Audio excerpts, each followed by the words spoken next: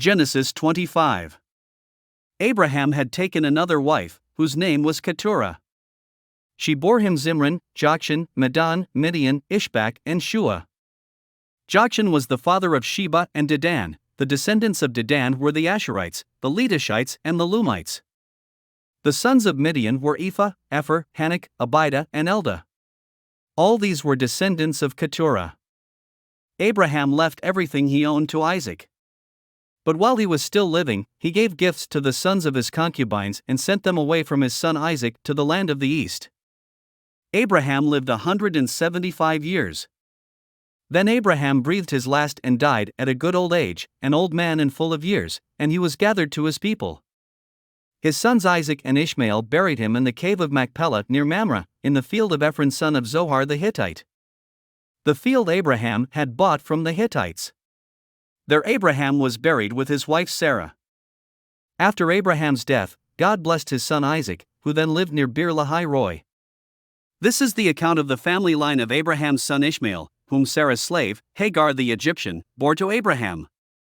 These are the names of the sons of Ishmael, listed in the order of their birth: Nebaioth the firstborn of Ishmael, Kedar, Adbeel, Mibsam, Mishma, Duma, Massa, Hadad, Tema, Jetur, Naphish, and Kedemah. These were the sons of Ishmael, and these are the names of the 12 tribal rulers according to their settlements and camps. Ishmael lived 137 years. He breathed his last and died, and he was gathered to his people. His descendants settled in the area from Havilah to Shur, near the eastern border of Egypt, as you go toward Ashur. And they lived in hostility toward all the tribes related to them. This is the account of the family line of Abraham's son Isaac. Abraham became the father of Isaac. And Isaac was 40 years old when he married Rebekah daughter of Bethuel the Aramean from Paddan Aram and sister of Laban the Aramean. Isaac prayed to the Lord on behalf of his wife, because she was childless. The Lord answered his prayer, and his wife Rebekah became pregnant. The babies jostled each other within her, and she said, "Why is this happening to me?" So she went to inquire of the Lord. The Lord said to her, "Two nations are in your womb, and two peoples from within you will be separated. One people will be stronger than the other, and the older will serve the younger." When the time came for her to give birth, there were twin boys in her womb. The first to come out was red, and his whole body was like a hairy garment, so they named him Esau. After this, his brother came out, with his hand grasping Esau's heel, so he was named Jacob.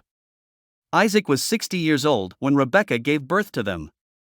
The boys grew up, and Esau became a skillful hunter, a man of the open country, while Jacob was content to stay at home among the tents. Isaac, who had a taste for wild game, loved Esau, but Rebekah loved Jacob.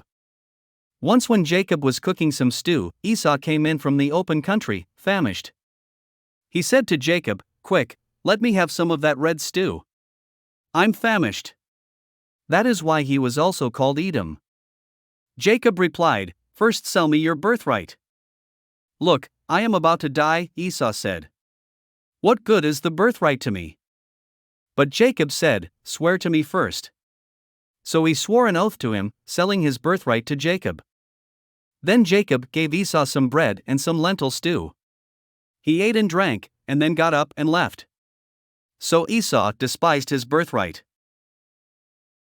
Thanks for listening to another chapter of the Bible.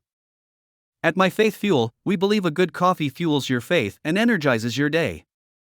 Please visit myfaithfuel.com to explore our delicious coffee blends.